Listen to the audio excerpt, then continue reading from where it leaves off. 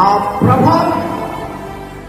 ప్రభావం దేవుని ప్రభావము పౌలు శీలలో ఉన్న సరస్వర బట్టలైపోయింది. ఉన్న ఖైదీలందరూ కూడా పారిపోయారు. ఉన్న నేరస్తులందరూ కూడా పారిపోయారు.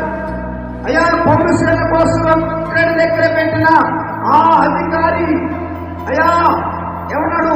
మరణించడానికి సిద్ధమైన సమయంలో పౌలు అంటున్నాడు, అయ్యా జైలధికారి, జైలు నాయకుడా, నేనెక్కడికి వెళ్ళలేదు, ఇక్కడే ఉన్నావు. తెలుసు మన యొక్క జీవితంలో సంతోషం ఉందా, దుఃఖం ఉందా?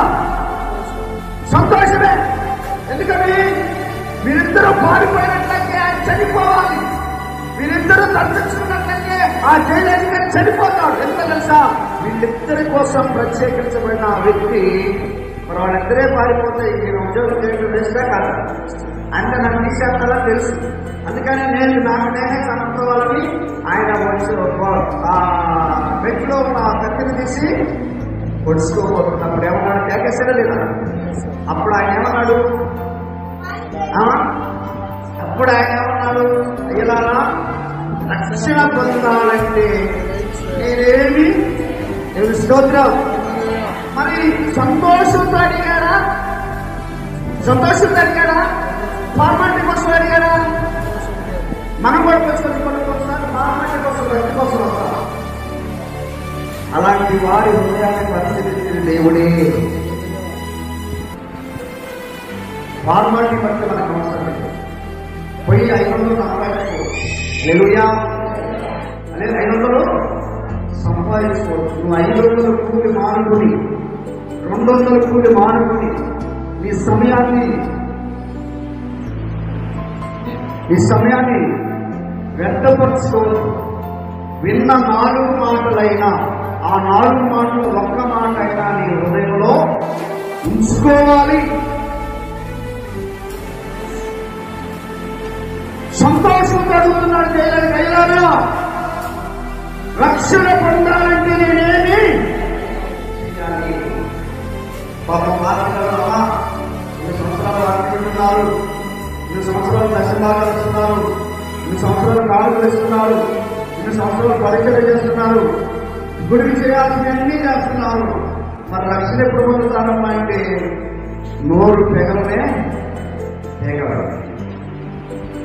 మరి నేను ఎందుకు నోరు పెగిలింది దగ్గర అంటే వీళ్ళు నమ్మిన దేవుడు నమ్మదగిన వాడు. హల్లెలూయా. వీరు నమ్మిన దేవుడు నమ్మదగిన వాడు.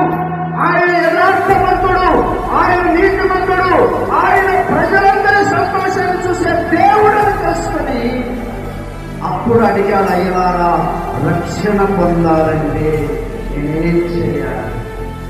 ఇప్పుడు నువ్వు నేను మనందరం ఆ గడపలో కాలు పెట్టేటప్పుడు ఒక కమిట్మెంట్తో రావాలి. ఏమైంది? సిమెంట నిబంధన.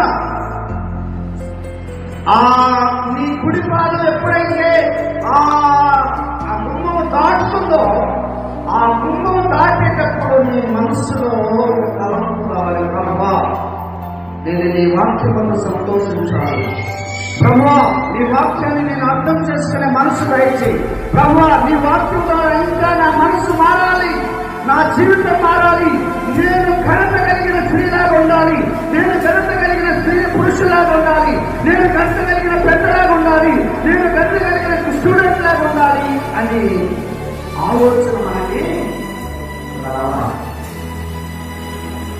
ఎప్పుడైతే నీ కుడిపాదం దేవుని మందిరంలో మోపుతావో నీ ఆలోచనలు మారిపోవాలి. నీ ఆలోచనలు